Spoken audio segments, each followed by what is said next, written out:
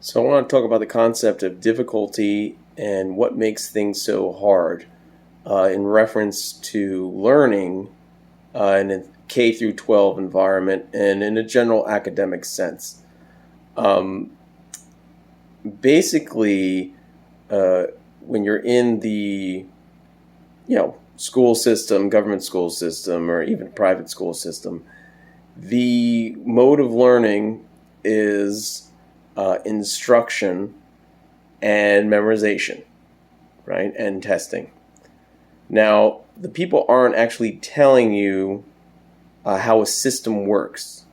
They're basically just giving you a problem, giving you a basic example of the problem and how to solve the problem. And then they're watching to see if you can guess and extrapolate on how that would work in a more complex system or complex equation that they're not teaching you.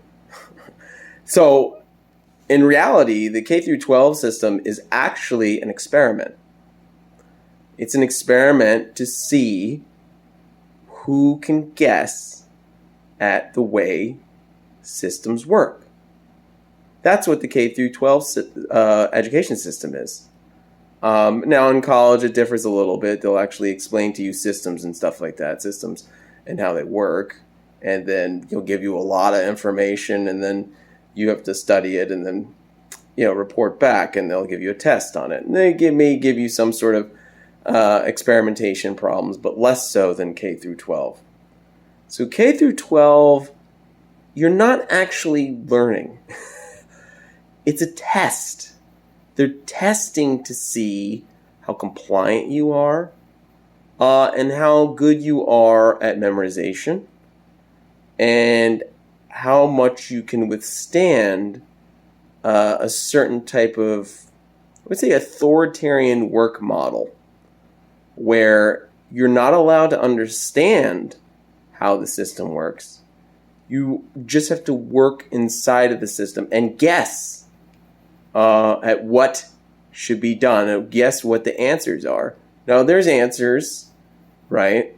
And sometimes this model doesn't even get the answers right. So you will get the answers right, say, if you're a smart person, and then you'll go to the teacher or whoever and explain, okay, this is the answer when they ask you what answer you got.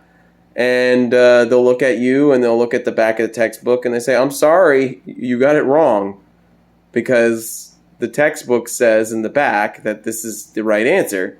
And you look at it and they'll look at it and maybe they'll do the problem on the board, and then they won't get the answer that's in the back, and or maybe they will by accident. But then if you're persistent enough and you keep doing it, then they'll soon realize they'll take up most of the period doing it if they're a good teacher. And basically, you'll find that the textbook's wrong, right? And now this happens more than people like to admit. The textbook's wrong.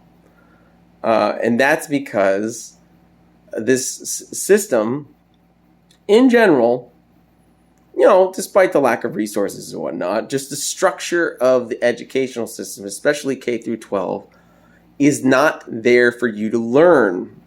It's a test. It's a test. It's trying to put people in certain categories in order to filter humans into certain sort of socioeconomic categories. Now, I wouldn't necessarily say,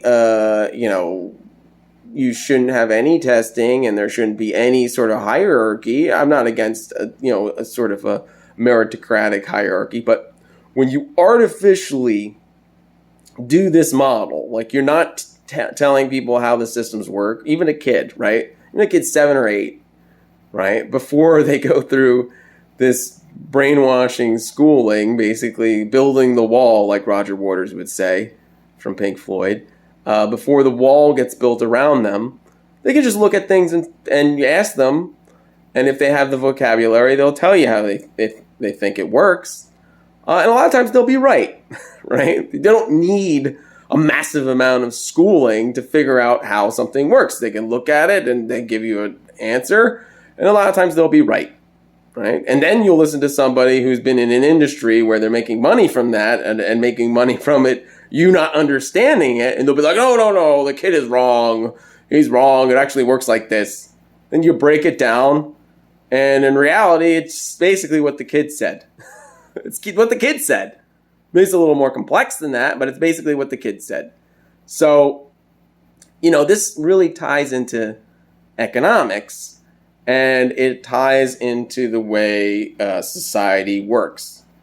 So this is why I've always taken the viewpoint that, especially if a very bright kid, right, and has a decent temperament, and part of that can be just making sure they're not around other people who have emotional problems or other problems, right?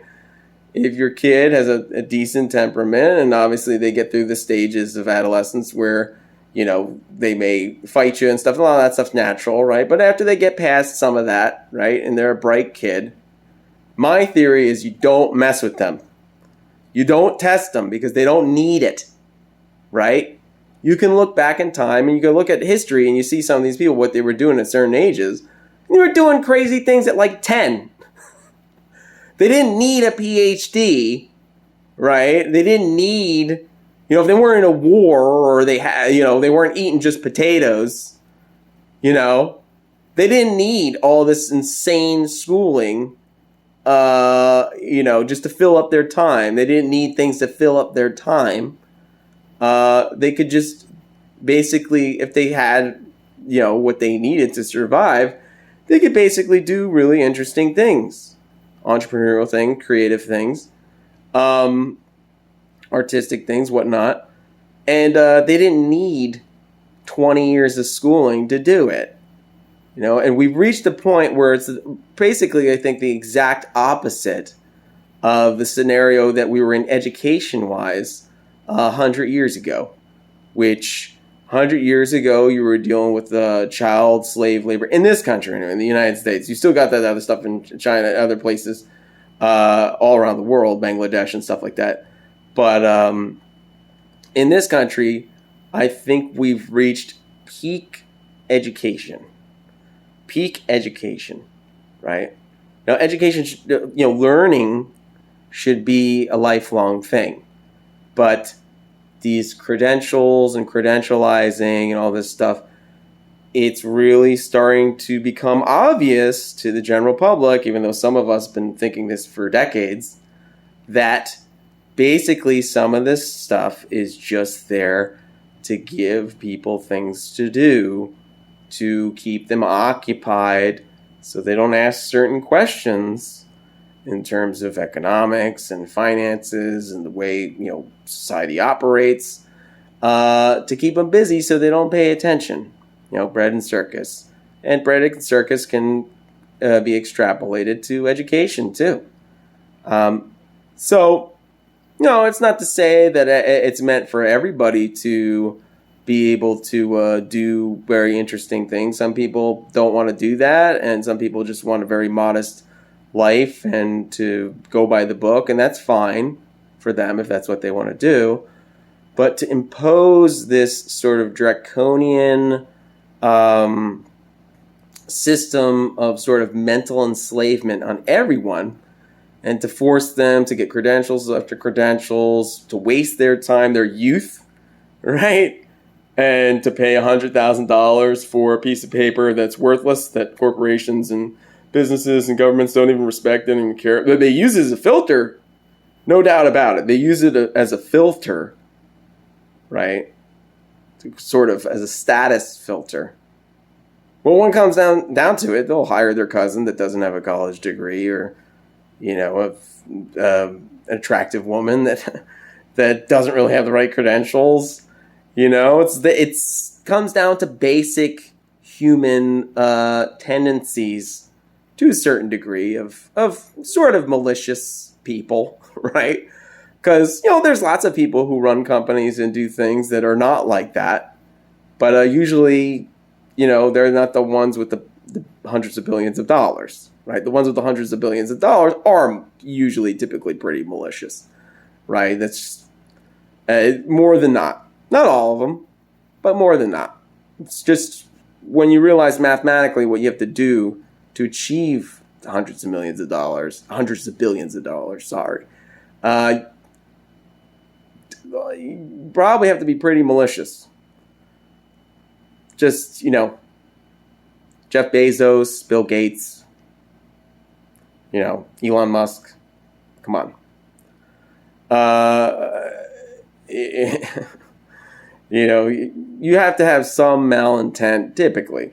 I would say Elon Musk less so than those other guys, but recently he's been kind of going nuts too.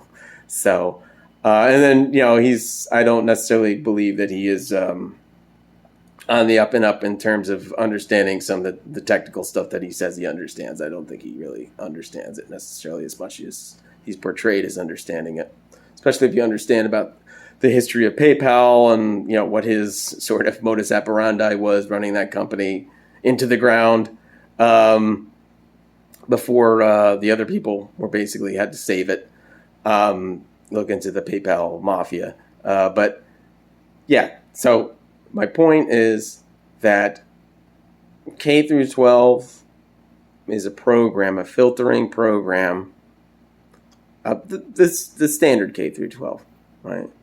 Standard school systems K through 12 is a filtering program to determine what sort of echelon of society in the corporate sense that you will be allowed into, right? So it's a leveling up mechanism that's very crude and very time wasting, in my opinion, for smart people. And for anybody who's mildly above average intelligence, let's say. And even people mildly below average intelligence, I'd say, like most people. So it's a waste of time. And because 100 years ago, you didn't need any more than an 8th grade education to do majority of these service-based jobs and manufacturing jobs and any other of these jobs. You didn't need all this. So what are we doing it for? If those are the jobs that exist, what are we doing all this stuff for? Why are we occupying people's minds with giant tree trunk sized textbooks and breaking their back for having them wake up at a ridiculous time that screws up their hormones as a teenager? And then little kids that wake up naturally at like 5 a.m., you're having them go in way later. It doesn't make any sense. Sports, we're going to completely design the school system around after school sports. It's idiotic, stupid. So it's a filtering mechanism. It's there to occupy lower class people's time, middle class people's time, to make it so that they can't compete business wise, and to make it so that the people who have the capital have the pick of the litter in terms of the people that are the most docile and the most willing to bend over backwards for a system that doesn't make sense logically, and to be able to get the fruits of their labor, right? If you're the top of the class, you'll get hired at such and such a corporation or a law firm or whatnot, or an institution. And they'll put you in a position and give you accolades and awards and things.